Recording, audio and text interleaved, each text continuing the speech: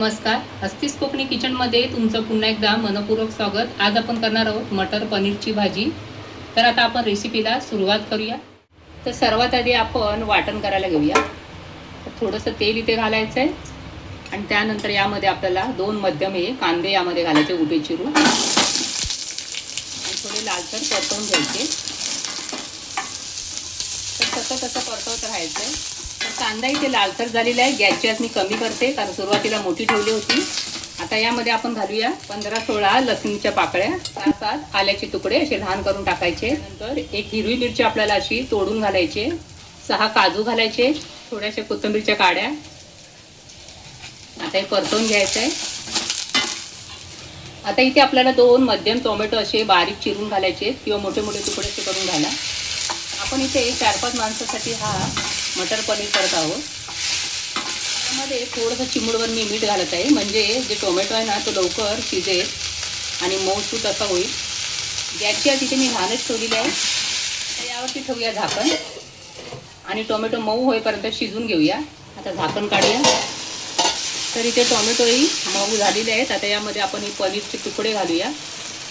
तर 4-5 इथे मी पनीरचे तुकडे घातले कारण माझ्याकडे क्रीम नाही आहे, म्हणून मी इथे पनीरचे तुकडे घालत आहे. पनीर नसेल तर तुम्ही दही घाला, पण तो आंबट नसावा असा दही घाला. 2-1 चमचे तरी मोठे तुम्ही दही घाला इथे. आणि गॅस आता इथे लगेच बंद करायचा आहे आणि हे पूर्ण थंड होऊ द्यायचं आहे. नंतरच मिक्सरला तुम्ही बारीक अगदी वाटून घ्या. सुरुवातीला आधी पाणी घालू नका, लागलीच गरज तर थोडंसं पाणी घालून हे वाटून घ्या. तर आपली वाटण देखील वाटून झालेलं आहे. अगदी बारीक असं वाटण वाटलेलं आहे बघा. आता आपल्याला इथे 3 मोठे चमचे तेल घ्यायचं आहे. तेल थोडं गरम होऊ द्यायचं आहे. तेल आता इथे गरम झालेलं आहे. तर इथे मी 200 ग्राम पनीर घेतलेलं आहे आणि असे चौकोनी तुकडे केलेले आहे. तर वाटी बघाल तर 1 वाटी भरलेली आहे, मोठी वाटी आहे ही. आता हे पनीर यामध्ये टाकायचे आणि मंद आचेवरती आपल्याला हे परतवून घ्यायचे. तर इथे 1 मिनिटभर तरी मी हे पनीर तळून घेतलेले आहे. आता हे काढून घेऊया. आता या तेलामध्ये आपल्याला 1 चमचा जिरे घालायचं आहे, 1 तमालपत्र, पाव चमचा हिंग आणि 1 चमचा आपल्याला यामध्ये बटर, म्हणजे आपल्याला इथे दोन्ही घातलेले आहे. आता यामध्ये हे आपण वाटण जे वाटलेलं आहे ते घालूया.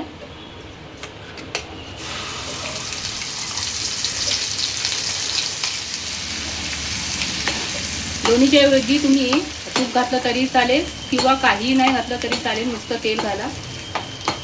यामध्ये काश्मीरी मसाला घालायचा आपल्याला 1 चमचा आणि लाल तिखट घालायचा अर्धा चमचा. काश्मीरी मसाल्याने रंग छान येतो आणि लाल तिखट थोडंसं घाला, म्हणजे तिखटपणा येईल याला. यामध्ये कस्तुरी मेथी घालायची 1 चमचाभर तरी, 1 लहान चमचा मी घातलेला आहे. या वाटण्याला छान रंग आणि तेल सुटण्यासाठी वर झाकण ठेवायचं आहे. गॅसच्या जिथे मंदच ठेवलेले आहे मी. 5 मिनिटं झालेली आहे. झाकण काढूया. तर बघा तेल छान असं सुटलेलं आहे. आता परतवूया. आता यामध्ये आपल्याला गरम पाणी घालायचं आहे. इथे थंड पाणी घालू नका, गरमच घ्या, तर याची चव आहे ना दुप्पट होते. आता किती घट्ट पाहिजे तुम्हाला किंवा मध्यम पाहिजे, पातळ पाहिजे, त्याप्रमाणे तुम्ही इथे पाणी घाला, पण शक्यतो मध्यमच असू द्या. हे मिश्रण जेवढं मध्यम असेल ना तेवढं दिसायला छान वाटतं. त्यामध्ये चवीनुसार मीठ घालायचं आहे. आपण टोमॅटो जेव्हा भाजत होतो तेव्हाच आपण हे मीठ घातलेलं आहे. आता इथे हळद घातली पाव चमचा. तर यामध्येच आपल्याला गरम मसाला घालायचा आहे. तर अर्धा चमचा मी घरगुती हा मसाला घालत आहे. आता हे चांगलं मिक्स झालेलं आहे. आता यामध्ये आपण हे कोवळे ताजे मटार घालूया. त्यानंतर हे तळलेले पनीर आणि मिक्स करून घ्यायचं आहे. थोडंसं मी पाणी घालत आहे